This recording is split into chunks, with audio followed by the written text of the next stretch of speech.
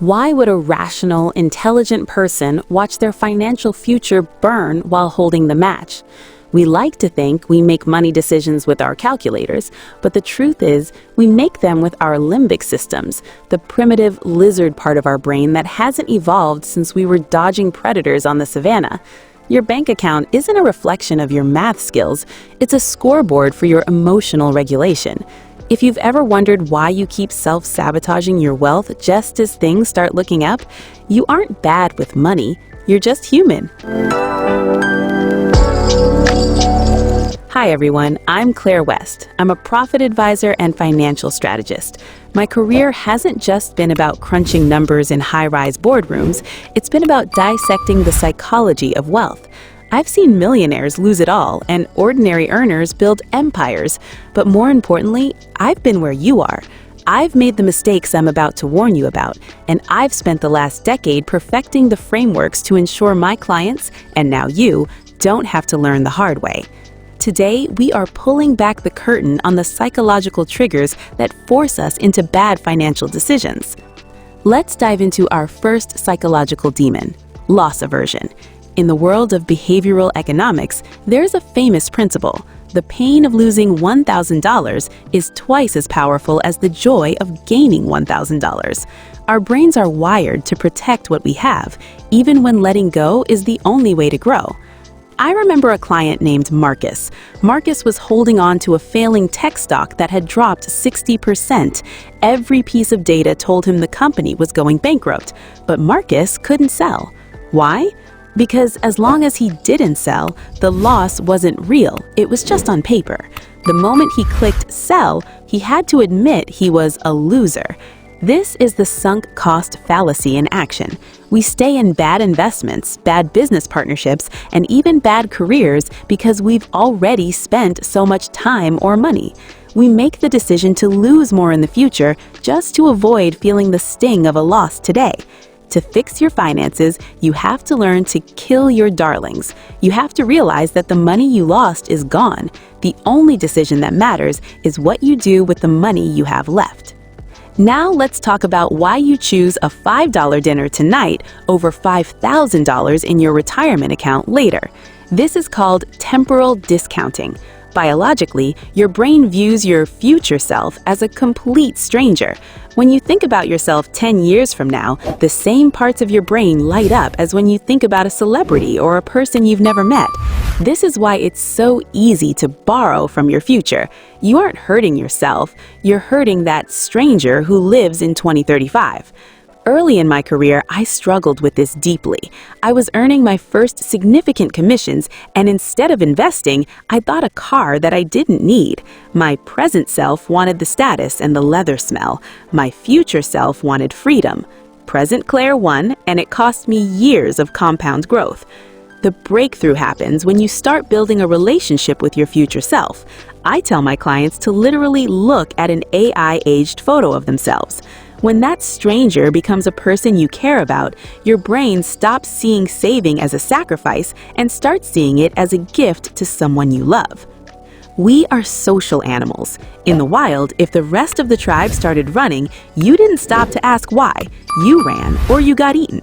In finance, this herd mentality is lethal. When everyone is talking about a new crypto coin or a can't-miss real estate bubble, your brain triggers a FOMO response. This is actually a survival mechanism. Your brain thinks that if you aren't part of the winning herd, you'll be left behind to starve. I've sat in rooms with incredibly sophisticated investors who were ready to throw millions into a project simply because everyone else was in. They weren't looking at the balance sheet, they were looking at the crowd. True profit is found in contrarianism. As Warren Buffett famously said, you should be fearful when others are greedy and greedy when others are fearful. But doing that requires you to fight your own biology. It requires you to be okay with being the lonely one for a while. If you make decisions because they feel popular, you are already too late to the profit. Your childhood has more power over your bank account than your MBA does. This is the psychology of money scripts. If you grew up in a household where money was a source of conflict or was always running out, you likely developed a scarcity mindset. Even when you become successful, your brain stays in survival mode.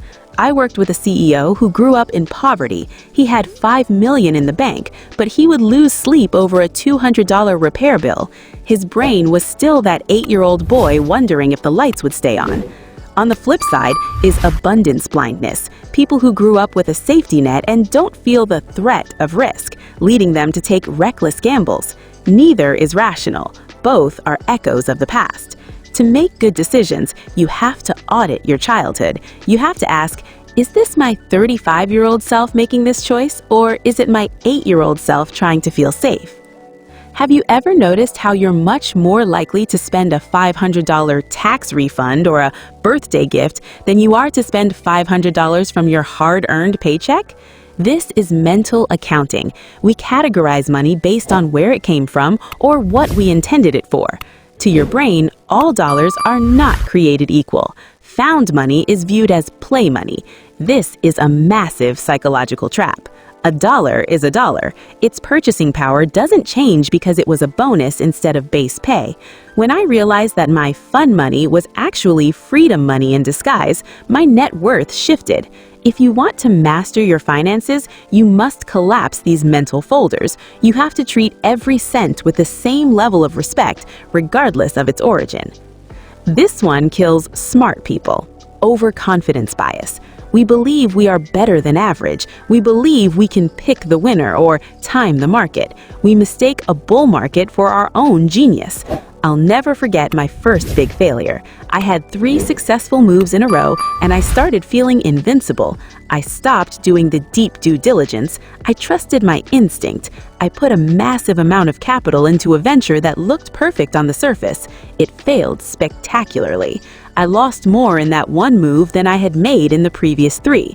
The psychology here is self-serving bias. When we win, we credit our skill. When we lose, we blame bad luck or the economy. This prevents us from learning. To make better decisions, you need an anti-fragile system. You need to assume you are wrong. You need to build in margins of safety so that even when your overconfidence betrays you, your lifestyle doesn't crumble. So, how do we fight a brain that is actively working against our bank account? First, automate the rationality. If you know you are prone to emotional spending or panic selling, take the decision out of your hands. Set up automatic investments. Create a trading contract for yourself where you commit to not selling for at least 5 years, no matter what the news says. Second, the 24-hour cooling period. Before any major financial move, wait 1 full sleep cycle. This allows your prefrontal cortex, the logical part of your brain, to catch up with your amygdala, the emotional part. Third, externalize your logic. Have a money partner or an advisor, someone who isn't emotionally attached to your money. When I'm about to make a big move, I run it by my most cynical colleague. If they can't find a hole in it, then I proceed. Your brain was designed for survival, not for the stock market. Understanding the psychology of your mistakes is the first step to making them irrelevant. You don't need a higher IQ to be wealthy. You need a higher level of self-awareness. You need to recognize when your lizard brain is taking the wheel and have the systems in place to grab it back. I've spent a decade helping people navigate these internal minefields. It's a journey of unlearning as much as it is of learning. If you found this breakdown of the financial mind helpful, hit the subscribe button. We're building a community of people who are tired of being led by their impulses and ready to be led by their goals. Which of these traps do you fall into most often? Is it loss aversion, FOMO, or maybe mental accounting? Let's talk about it. Understanding it is the first step to beating it. I'm Claire West, and remember, the most important investment you will ever manage is the space between your ears. I'll see you in the next video.